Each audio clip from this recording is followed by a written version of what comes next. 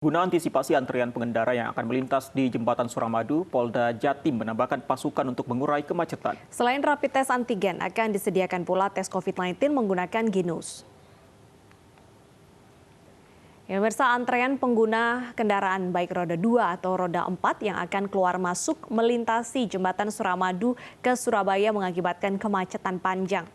Mengantisipasi menumpuknya kendaraan, Polda Jatim menambahkan personil dari Brimob, Sabara, dan juga kedokteran kesehatan Polda.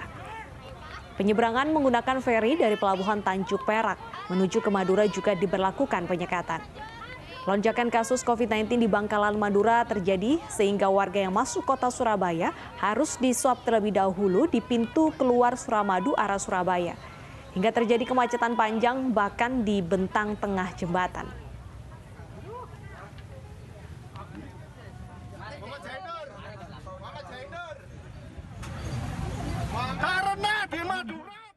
Datanya kan dari BNPB itu ada, jadi tertinggi kasus peningkatan itu bukan Bangkalan, Malang gitu.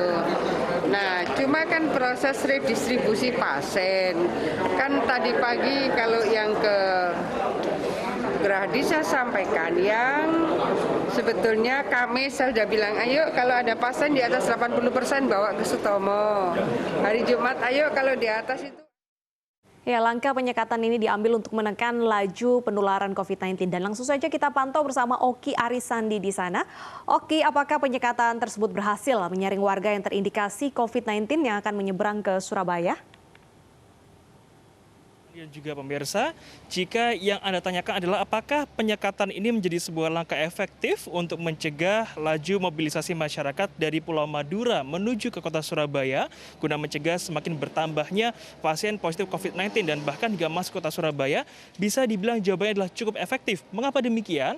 Karena hingga tadi pagi sampai dengan saat ini atau sekitar pukul 10:22 waktu Indonesia bagian Barat, setidaknya sudah ada 160 lebih pengendara yang berasal dari Kota Madura atau seperti Kabupaten Bangkalan maksud kami yang akan masuk ke Jembatan Suramadu untuk masuk kota Surabaya.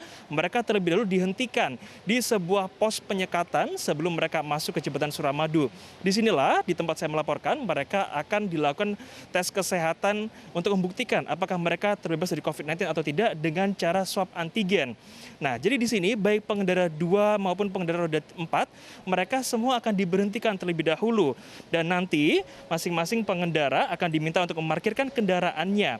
Setidaknya di lokasi tempat saya melaporkan saat ini ada sekitar 8 meja medis dengan masing-masing 3 orang petugas lengkap berpakaian hazmat yang nanti akan melakukan swab antigen kepada setiap para pengendara. Untuk mengetahui hasilnya dibutuhkan waktu sekitar 10 hingga 15 menit sampai dengan hasil swab antigen tersebut keluar apakah negatif atau positif. Sementara jika nanti hasilnya positif, maka setiap pengendara akan diajak menuju ke meja yang ada di sebelah kanan saya. Di sanalah 2 orang petugas dengan pakaian hazmat khusus nanti akan melakukan swab PCR, berbeda dengan swab antigen. Jadi catatannya adalah jika para pengendara nanti pada saat swab antigen hasilnya positif, maka mereka akan diminta untuk menuju meja khusus dan dilakukan tes kesehatan swab PCR. Dan nanti hasilnya baru akan keluar keesokan harinya.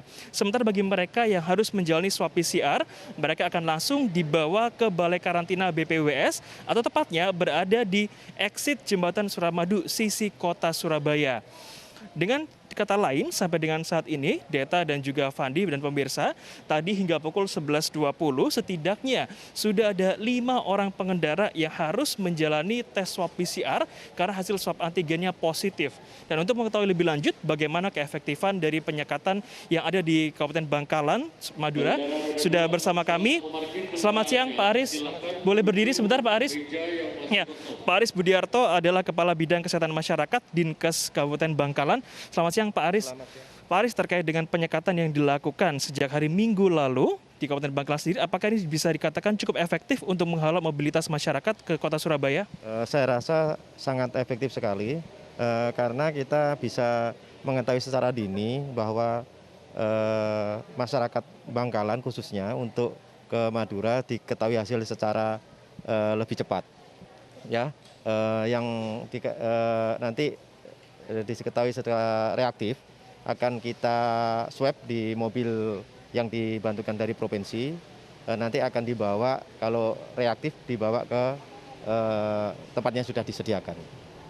Pak Aris, terkait dengan bagaimana proses penyekatan ini berlangsung, sudah ini hari ketiga di hari Selasa. Jika dikatakan apakah jumlah para pengendara yang akan melintas ke jembatan Suramadu mengalami penurunan atau masih sama dengan hari Minggu lalu, Pak?